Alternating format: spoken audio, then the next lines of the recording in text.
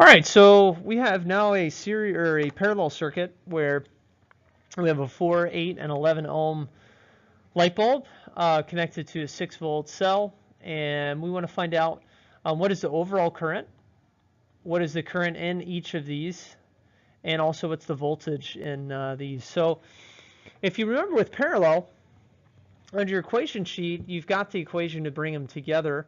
So parallel, right, one light bulb instead of 3.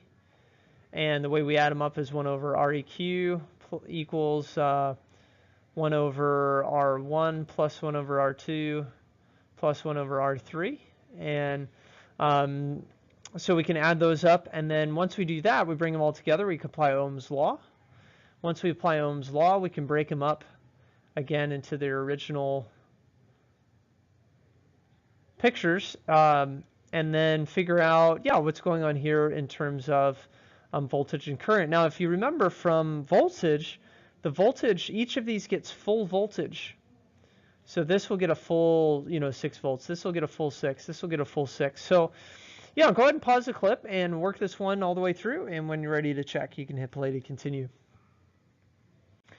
All right, so we should get 2.146 ohms for the light bulb, and then we apply Ohm's law. 2.795 amps is the overall current, and if we split these up, each of these get full 6 volts.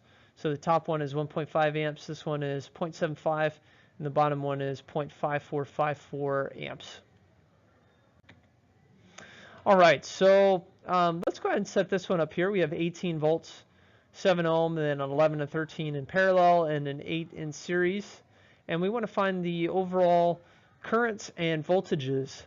Now, I did this together with the class today. We broke it down and then let them practice. So the very first step, the very first thing we can simplify is bringing the two parallel together. So the next picture is going to look like this, where these are together. Then next, they're all together. We can apply Ohm's law. Then the most important step is, bringing these back apart like this. And now we know that inside here, the current should be the same. So whatever we found here, the current's the same, so we can find the voltages here, how much voltage is used. And then the last step is where we look at these, and we know that whatever voltage we found here is going to be the full voltage in both of these. So yeah, go ahead and pause the clip and give this a try, and when you're ready to check, you can hit play to continue. All right, so for bringing these two together, the 11 and 13, we should get 5.96, and then we add those to the other ones, the 7 and the 8, and so 7 plus 8 plus 5.96 is 20.96, and we should get V equals IR, we should get Ohm's law of 0.859 amps, which this is 8.859, this is 0.859, same thing here. We can find the voltages in each. So the voltage in the first one is 6.01, the voltage in the second is 5.12, the voltage in the third is 6.87, and therefore the 5.12 is in the top and the bottom here, and we can find the current in each, 0.47 amps, and then 0.39 amps with the current there. All right, so on this one, I let them do this one completely on their own, figure out, what's this ammeter read, what's this voltmeter read, what's this ammeter read, what's this voltmeter read. This is 90 here, this is 55, this is 22, this is 36. And I've got the numbers here in case you need that. So go ahead and pause the clip and solve this one and try to get all of those. And when you're ready to check, you can hit play to continue. Okay, so we're going to bring the two parallels together.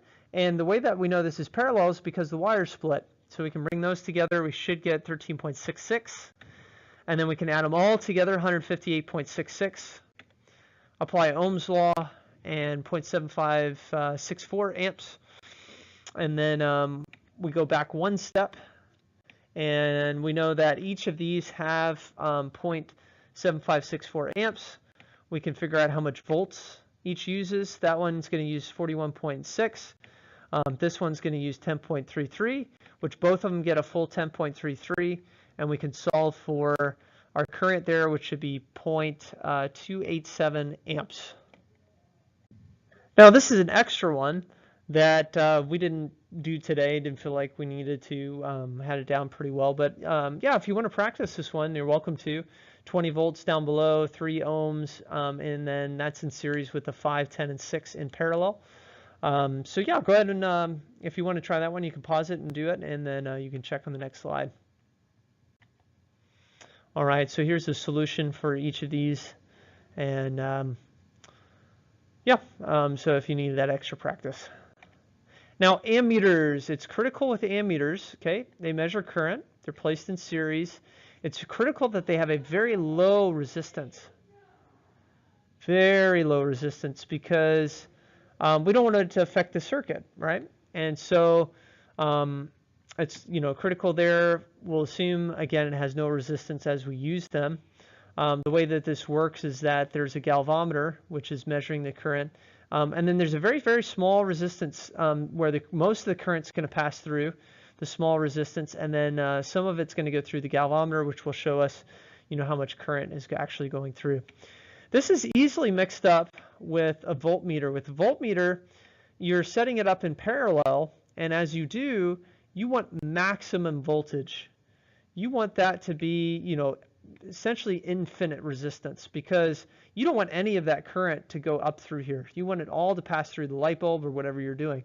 You want none to go through here. So that's where it's very critical. Some of you guys missed that on the test, I remember back when we were doing that. So be careful there.